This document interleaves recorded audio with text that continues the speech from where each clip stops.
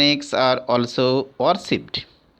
Once, in the British rule, the Britishers often said that the India is the country of the naked saints and the snake charmers. ऐसे आप गांव में भी आप देखे होंगे ये लोग किस तरह से सांपों को पकड़ते हैं और उसे सांपेरा लोग नचाते हैं। ये विशेष जाति के लोग होते हैं।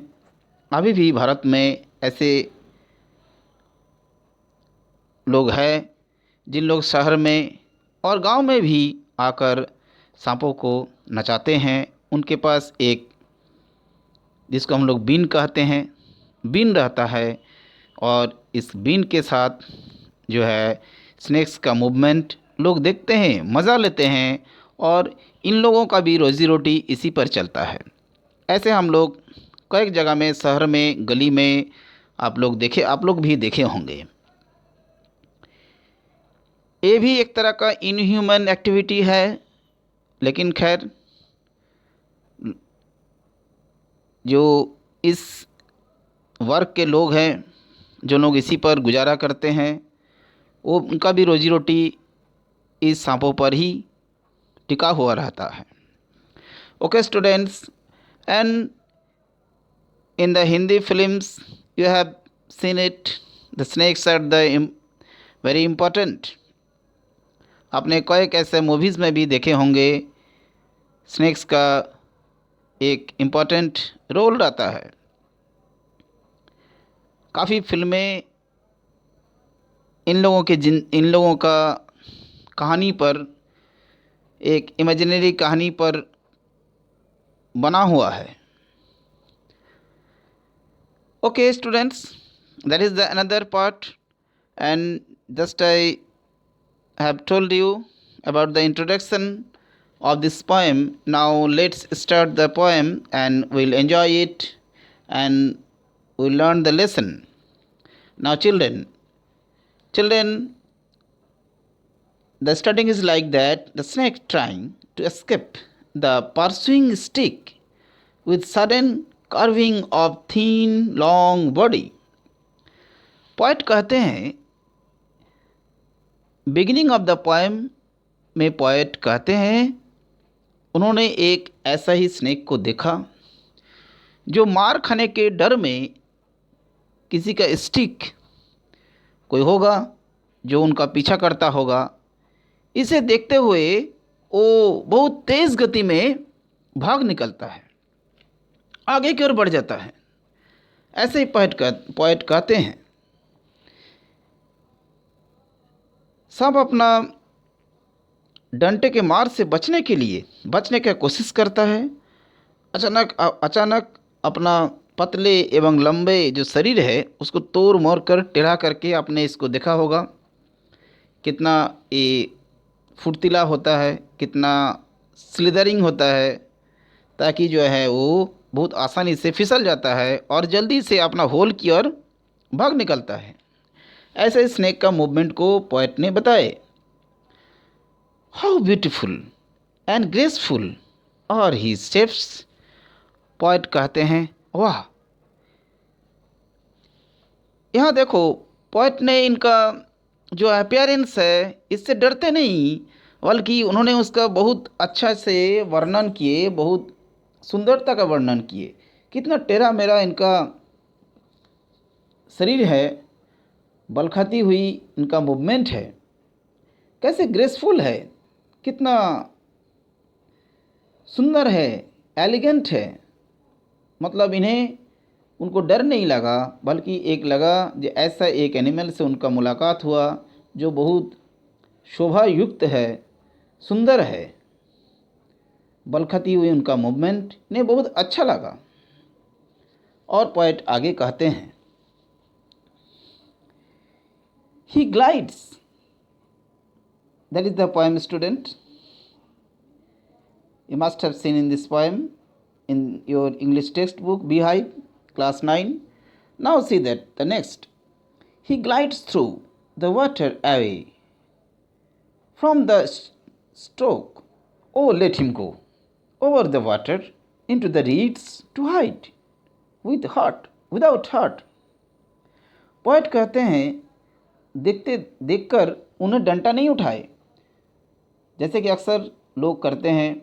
स्नेक्स को देखकर कोई छोड़ते नहीं है, जबकि आप भी अच्छा से जानते हो most of the snakes they are harmless. Very few snakes are there which are harmful, poisonous. But when we see such animals like snakes, then we very quickly pick up our sticks or clubs and beat them. हम लोग मार डालते हैं, हम लोग छोड़ते नहीं हैं। ऐसे ह्यूमन नेचर है, क्योंकि हम लोगों का अंदर एक डर होता है जब हम लोग ऐसे एनिमल्स को देखते हैं। लोग इवन रात में इन लोगों का नाम ही लेना पसंद नहीं करते हैं, डर के मारे नाम ही ले लेते हैं। लोग रस्सी कहते हैं। Okay students, what ever, now in this poem you see that he glides through the water away. कहते बहुत फर्स्ट, बहुत जल्दी जल्दी पानी के अंदर सरकते हुए, जिसे कहते हैं ना सरकते हुए, ये छुप जाते हैं।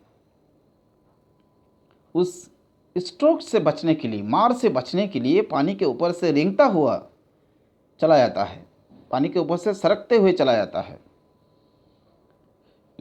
और पोएट कहते हैं नेक्स्ट, लेट हिम गो, जाने दो ओवर द वाटर, उस पानी के ऊपर से जिस तरह से वो भाग रहा है भागने दो। मतलब मन में कहते हैं जे नहीं, इसे मारना नहीं चाहिए। Let him go over the water into the reeds to hide. Reeds means, अब देखोगे कुछ एक्वाटिक प्लांट्स ऐसा होता है जिसे पानी में वो उगता है, इसे हम लोग रीड्स कहते हैं। लंबे लंबे होते हैं वाटर प्लांट्स, और इसका थिक स्टेम होता है। तो ऐसे ही पोएट का कहना है, मतलब पोएट मन से चाहते हैं जे कोई इसे ना मारे, कोई इसे हर्ट नहीं करे, विदाउट हर्ट, ताकि इसको चोट नहीं पहुँचे और ये यहाँ से चले जाए। Into the reeds to hide without hurt, ना बिना मार खाए हुए, बिना चोट खाए ये चले जाए। इनका दिल की इच्छा यही है। आगे कहते हैं, इनका डिस्क्रिप्शन करते हैं। स्मॉल एंड ग्रीन, कैसा है? How is harmless even to children, कितना सुंदर, छोटा सा ग्रीन कलर का। Children, the creation of the world and the creatures, all they are beautiful. This is the universe, student. Every creature is beautiful. If you have the eyes, you can enjoy it. So the poet said it, that beauty lies on the eyes of the beholder. देखने वालों के नज़र पर सुंदरता टिका हुआ रहता है। Okay students, here in this poem WWE Ross ने कहा, small and green he is harmless even to children, along the sand he lay until observed and chased away, and now he vanishes in the ripples among the green slim reeds. Poet कहते हैं वो छोटा सा हरा रंग का ये harmless creature, जो बच्चों के लिए भी कोई हानि नहीं पहुंचाता है, वो रेत के ऊपर से आराम से लेटा हुआ है। और जब तक इसे देखा नहीं जाता और पीछा नहीं किया जाता, तब तक वो धीरे धीरे उस लहरों के ऊपर से चला जाता है। और ये सभी जो छोटे छोटे तरंग दिखाई देता है, ripples among the green slime reeds, और कहते हैं ये ग्रीन कलर का स्लीम और ये रीड्स में ये अदृश्य हो जाता है, छुप जाता है, उसके बीच में से वो गायब हो जाता है। तो बहुत कम समय के लिए पोएट इस स्नेक को देखा और उन्हें बहुत अच्छा लगा। तब उन्होंने इसके बारे में एक पोएम लिखे, जो पोएम हम लोग अभी पढ़े। Children, I hope that you have understood this poem, and now you'll get the question answers and MCQ part in the description box.